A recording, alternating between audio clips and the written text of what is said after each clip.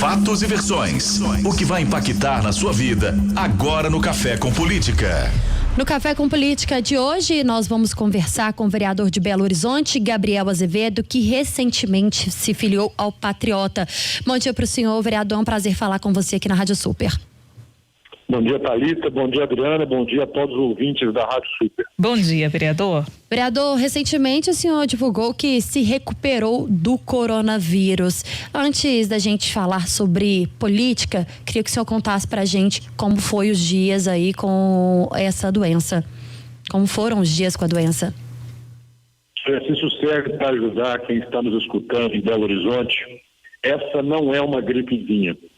Eu, no dia 12 de março, ao ver o alerta da OMC, resolvi tomar algumas medidas. Então, pedi para a equipe do meu gabinete passar a trabalhar em casa, cancelei um jantar que teria com a minha família, onde existem pessoas com mais de 60 anos, e resolvi me testar com precaução e testar todo o gabinete, toda a família, ainda no sábado, dia 14 de março. Na segunda-feira, já encerrando todos os compromissos e as atividades, me preparando para o isolamento, comecei a ver o resultado dos testes. Então, toda a minha família testou negativo, minha equipe de gabinete toda negativa, e na terça-feira, dia 17 de março, eu recebi o resultado do teste com uma surpresa, ou seja, eu tinha o vírus, só que eu não sentia nada, estava completamente assintomático.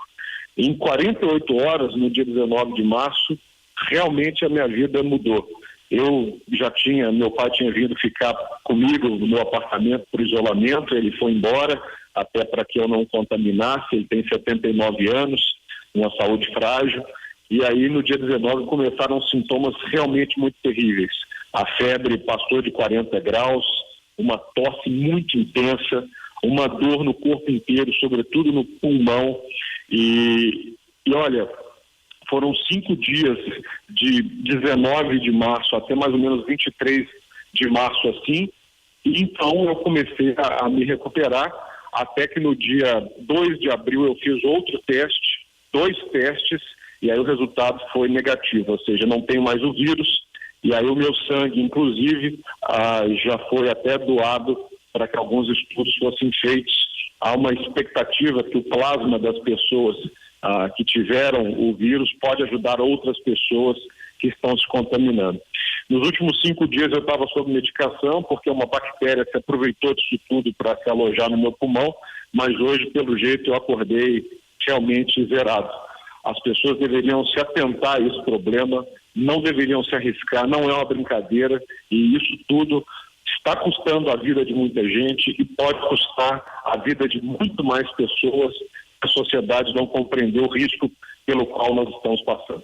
Pois é, vereador, porque parece que muita gente não compreende realmente, né, o risco que corre quando a gente vê, por exemplo, praças lotadas, pistas de caminhada lotadas. A gente viu, inclusive em alguns estados, pessoas fazendo piquenique. Então parece que a vida segue normal e parece que as pessoas acham que nunca vai acontecer com elas. Gostaria que o senhor deixasse um recado a partir da experiência do senhor, o senhor que ficou 25 dias isolado, seguindo todas as diretrizes e as recomendações, sentindo, né, esses sintomas que os quais o senhor relatou.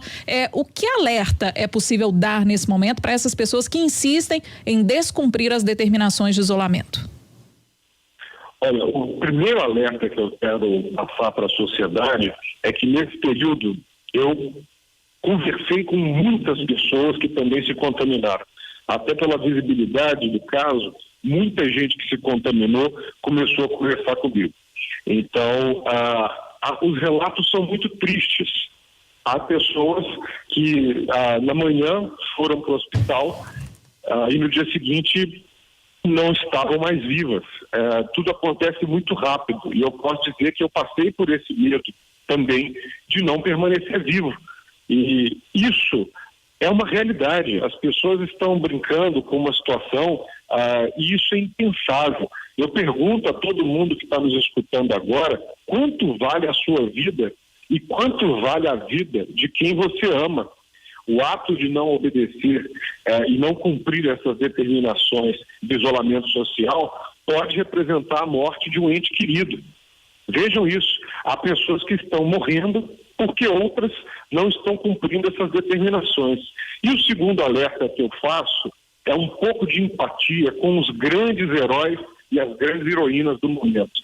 Há médicos, enfermeiros, inúmeros profissionais de saúde nesse momento travando uma batalha no mundo inteiro para garantir as vidas. Essas pessoas, inclusive, estão sendo as mais prejudicadas. Já morreram pessoas, já morreram profissionais de saúde, elas estão se contaminando nos hospitais por causa dessa elevada crise que a gente vive. Eu acho que se colocar na pele dos profissionais de saúde nesse momento é, sobretudo, um gesto de empatia e de respeito às pessoas que vão cuidar de todos nós. Agora, vereador, o senhor que é muito crítico ao prefeito Alexandre Calil, como que o senhor tem visto a atuação do prefeito neste momento de pandemia? Nós da Rádio Super tivemos uma conversa, fizemos uma entrevista exclusiva com o prefeito na última quinta-feira e ele voltou a afirmar a importância do isolamento social, não descartou medidas mais duras para quem descumprir. Na própria quinta-feira, a prefeitura retirou alvarás daqueles comércios que prestam serviços não essenciais, justamente para evitar a abertura desses comércios. O prefeito Alexandre Calil falou também em proibir a entrada de ônibus das cidades da região metropolitana, que não cumprissem também, que não levassem a sério a questão do isolamento social. Como que o senhor tem visto a atuação do prefeito neste momento? Desde o início do meu mandato, a minha postura é independente. Eu aceito o adjetivo que você coloca, crítico. Ou seja, se o prefeito faz algo que não é bom para a cidade, no meu ver, eu critico. E se ele faz algo que é positivo para a cidade, eu elogio. Foi assim desde sempre. Ou seja, quando ele fez algo que eu não concordava, critiquei. Quando ele faz algo que eu concordo, eu elogio. Nessa situação do coronavírus, as ações do prefeito estão de acordo com a Organização Mundial de Saúde e com as orientações da medicina. Não é hora, nesse momento, de achismo. Não é hora de se cercar de gente que acha aquilo ou que acha isso. É hora de a gente se cercar de ciência e de medicina. E a Prefeitura de Belo Horizonte tem tomado, desde o primeiro dia que resolveu agir nesse sentido, as medidas que me parecem corretas. Inclusive, lamentavelmente, contra uma dubiedade do governo federal. Ainda ontem, a gente via o ministro da Saúde falando que não faz sentido o presidente dizer algo e o ministro da Saúde dizer outra coisa. Então, no âmbito do governo estadual, você tem o governador Zema e a sua equipe defendendo o isolamento social, pelo menos até o momento, e uma linguagem única do governo estadual. E na Prefeitura de Belo Horizonte, o prefeito tem falado exatamente a mesma língua que os seus secretários. Eu me comuniquei com ele, com outras pessoas nesse período, sobretudo com a secretária de Assistência Social, Maíra Colares, que merece também o meu reconhecimento nesse momento pelo trabalho que tem feito pelas pessoas que não têm como se alimentar ou se manter nesse momento. Muita coisa tem sido feita para distribuir alimentos, produtos de higiene para quem mais precisa na cidade.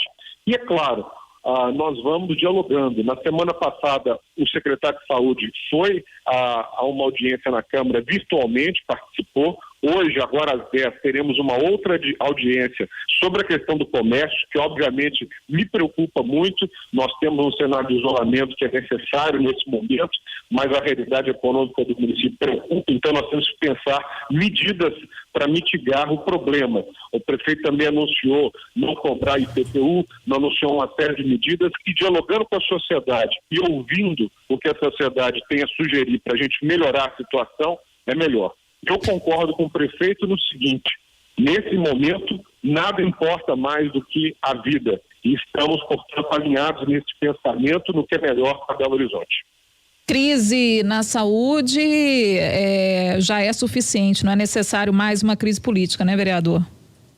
Eu acho que nesse momento, e todo mundo que me escuta talvez concorde com isso, as diferenças políticas e a politicagem, ela tem que ser colocada de lado. Ainda no final de semana, direcionamos um documento ao prefeito, eu e acredito que os outros 40 vereadores, somos 41, para demonstrar que nesse momento Belo Horizonte não vivencia nenhuma mesquinharia, nenhuma briguinha política, nenhuma discussão desnecessária.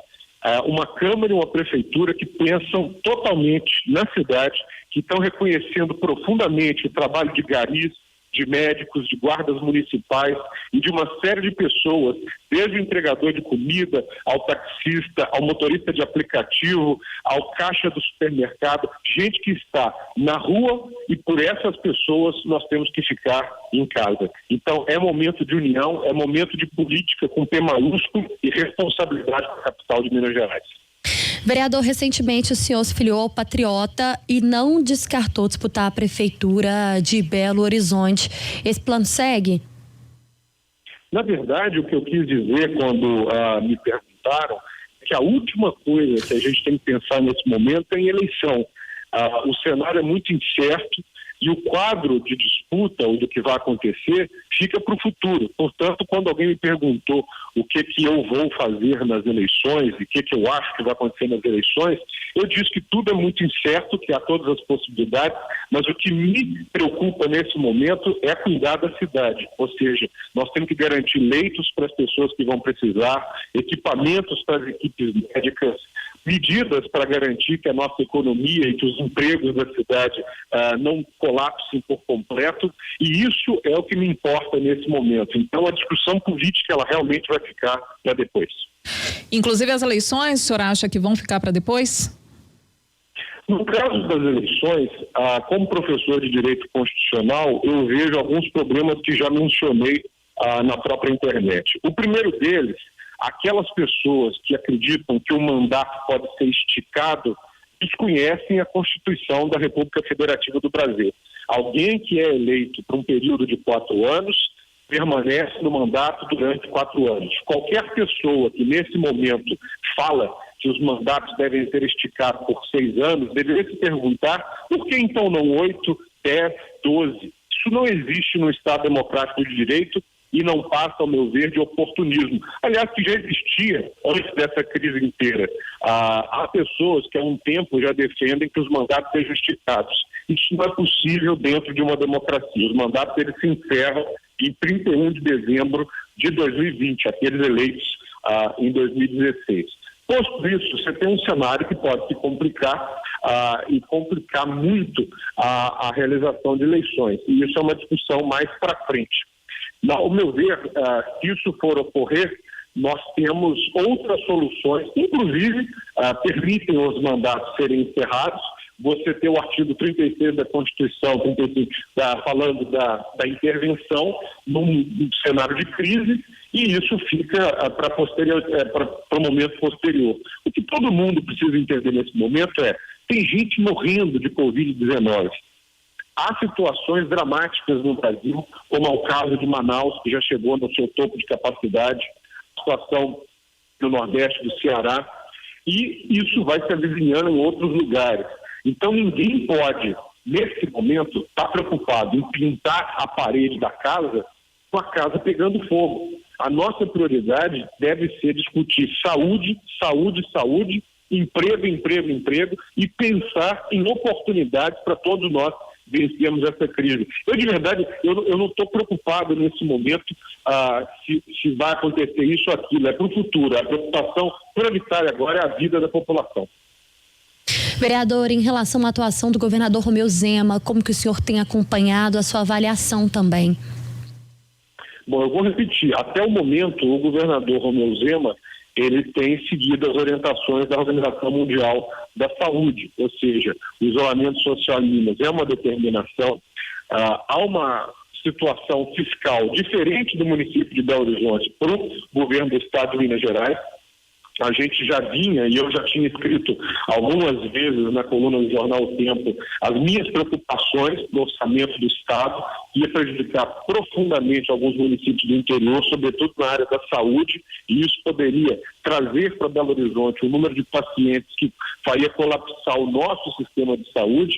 Então, eu acho que o governador Zema hoje, ele conta com a minha solidariedade, porque eu sei que não é fácil tocar o Estado na situação fiscal que está, mas eu peço ao governador firmeza, acho que essa é a palavra. Eu entendo a dependência de Minas Gerais do governo federal nesse momento, mas eu espero que o governador Romeu Zema não ceda o seu bom senso que vigorou até agora por exigências que venham do Palácio do Planalto para que ajudas sejam feitas, ou seja, não troque a medicina e a ciência por orientações políticas que venham da presidência da República numa espécie de chantagem em relação a Minas Gerais.